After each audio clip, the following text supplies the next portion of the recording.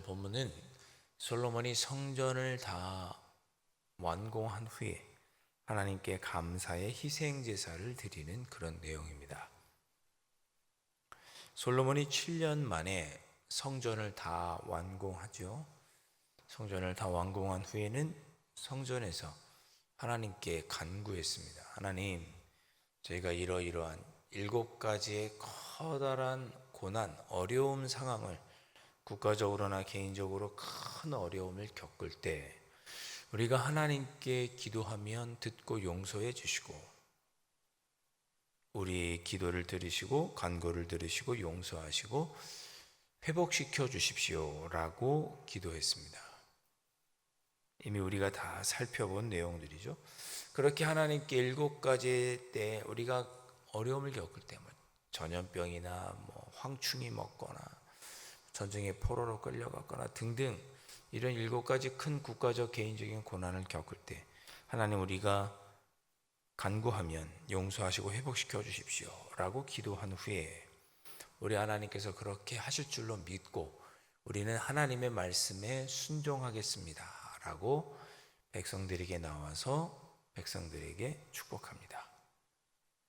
하나님께서 우리에게 말씀하신 것, 약속하신 것은 다 이루실 것이니 우리는 하나님께서 말씀하신 것은 이루어 주실 줄로 믿고 그 말씀하신 것, 우리에게 약속하신 것을 우리가 순종하며 살아가자, 이렇게 백성들에게 선포한 후에 오늘 그렇게 믿음의 삶을, 순종의 삶을 살 것을 백성들과 선포한 후에 하나님께 감사의 마음으로 온 이스라엘 백성들이 감사의 화목제물로 희생제사를 드리고 있는 내용입니다. 자, 63절에 보니까 하나님께 감사의 제사를 드린 양이 어마어마합니다. 소 22,000마리, 양 12만 마리가 사용되었습니다. 제사를 드려야 되는데 제물이 너무 많으니까 일주일 동안도 못하고, 그래서 일주일을 더 연장해서 14일 동안 하게 되죠. 소 22,000마리, 양 12만 마리는 모든 이스라엘 백성들이 다 하나님께 드린 것이다, 이렇게 생각하시면 되겠습니다. 그런 마음으로 있는 힘껏 다해서 제사를 드린 것입니다. 65절 보면 그 축제와 잔치와 감사의 제사를 14일 동안 보내게 되죠. 그런데 하맛 어기부터 애굽 강까지다 그랬습니다. 하맛 어기부터 애굽 강까지, 저 북쪽 끝부터 저 남쪽 끝에까지 모든 지역의 이스라엘 백성들이 다 모여서, 온 국민이 다 모여서 하나님께 감사의 제사를 드린 것이죠.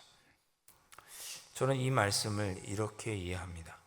솔로몬이 성전을 건축하고 이 성전에서 기도하면 하나님께서 들어주실 줄로 믿고 백성들과 우리 이제 하나님의 말씀에 순종하며 살자 라고 백성들에게 그렇게 선포했더니 모든 백성들이 아멘으로 받아들이고 그렇게 살겠습니다라고 결단하는 순간이 바로 지금 이 화목제를 드리는 순간입니다.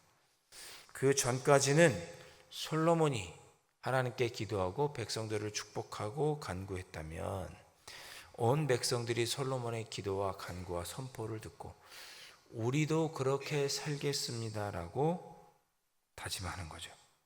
우리도 성전을 향해서 기도하면 하나님께서 응답해 주실 줄로 믿고 하나님의 말씀과 뜻에 순종하며 살겠습니다라고 결단하는 순간이 지금 봉헌식입니다. 온 백성이 빠짐없이 14일 동안 그렇게 하기를 하나님께 결단하면서 또 즐거워하면서 봉헌식을 드리고 있는 거죠.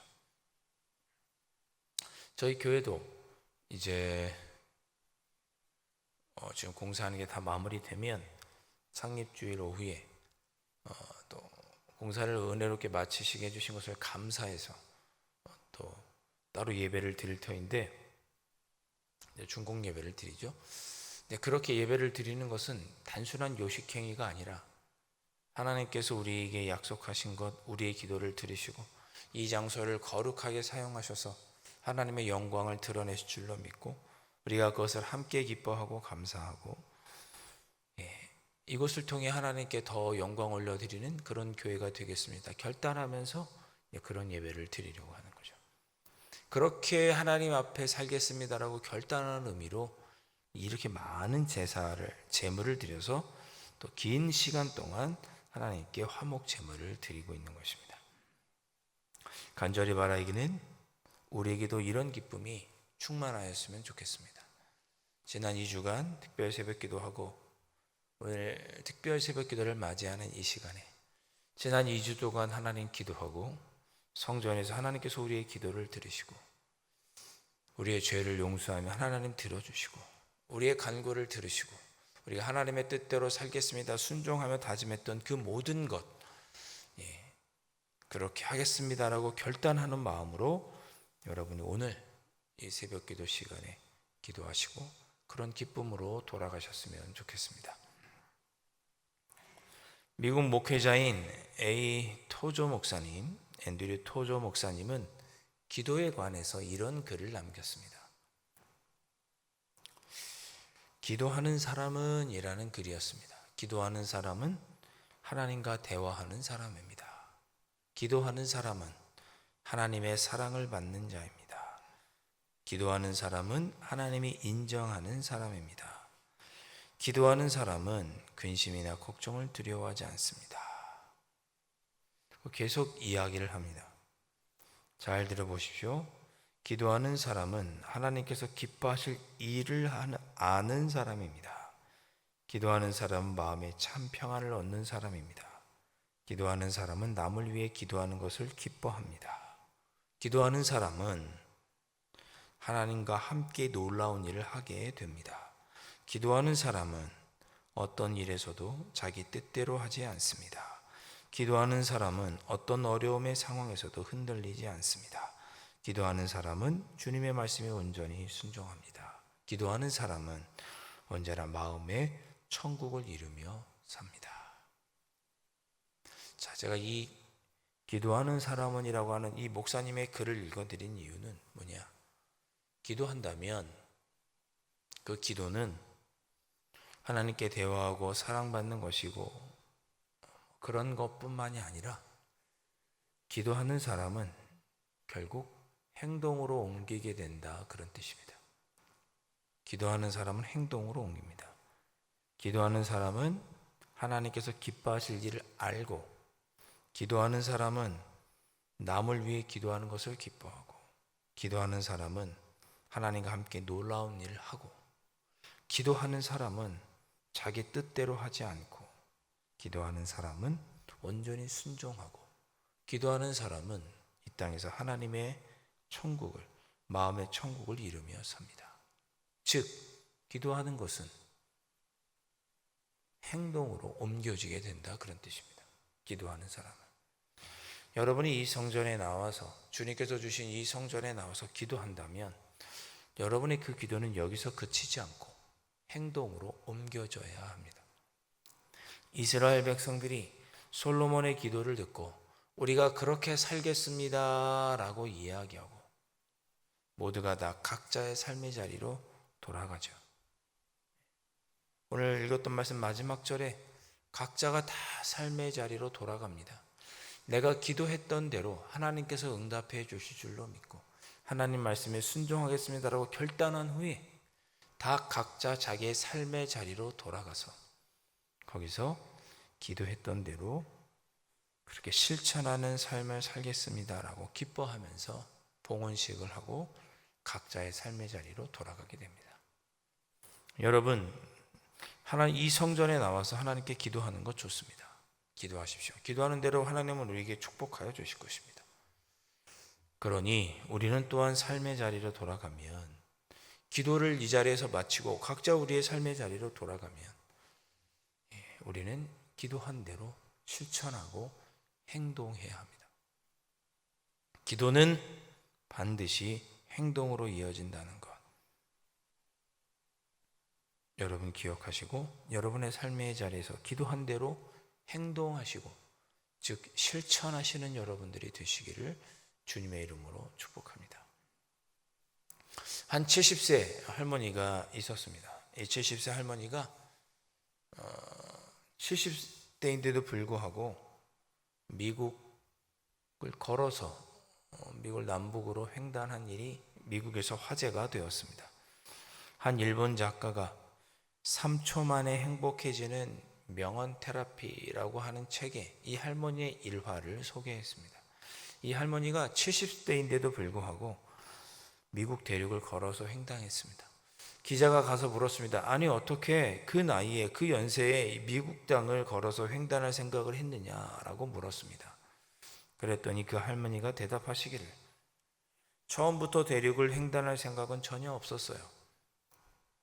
생각해보면 그래서 그 일을 해낼 수 있었던 것 같아요 라고 이야기를 했습니다. 처음부터 내가 미국 대륙을 걸어서 횡단해야지라고 하는 생각은 없었다는 거죠. 그래서 할 수 있었다는 거예요. 무슨 이유냐? 기자가 자세히 물었더니 그 어르신이 하는 말씀이 처음에는 내 손자가 나에게 운동화를 선물해 줬는데 그거를 바로 옆에 있는 이웃주에 있는 내 친구에게 자랑하기 위해서 걸어갔답니다. 걸어가면서 뭐 깜깜해지고 비고 날씨가 굳으면 택시 타고 돌아오지 뭐 라고 생각하고 이웃주에까지 걸어간 거예요. 걸어가서 거기서 친구에게 내 손자가 이렇게 운동화 사줬다라고 자랑하고 또 친구와 또 오랜만에 인사도 할 겸 자랑도 할 겸 그렇게 옆에 친구까지 옆 주에까지 걸어갔던 것입니다. 근데 그렇게 한 주 이렇게 하나 옆에 있는 친구의 집에까지 시간이 걸어가 보니 조금 더 걸어갈 수 있겠는데 라고 생각이 들어서 조금 더 멀리 가보자. 무릎이 아프고 힘들면 뭐 택시 타고 돌아오면 되지 라는 생각으로 그 옆에 있는 주에까지 가게 되고 그렇게 며칠 갔다가 조금 더 갈 수 있겠네 또 가고 그래서 결국 미국을 횡단하게 되었다는 이야기입니다. 이 이야기의 교훈은 무엇입니까? 어떤 일을 하기에 해야 될까 말아야 될까 고민하고 주저주저 하는 사람들에게 일단은 시작해라. 일단은 시작하라고 하는 것을 알려주는 교훈입니다. 사랑하는 성도 여러분, 하나님은 분명 우리에게 기도하면 우리의 기도를 들으시고 응답해 주실 것입니다. 그러면 우리는 그 기도한 대로 하나님의 말씀에 순종하면서 이 땅에서 우리의 삶의 자리에서 천국을 이루며 살아가야겠죠.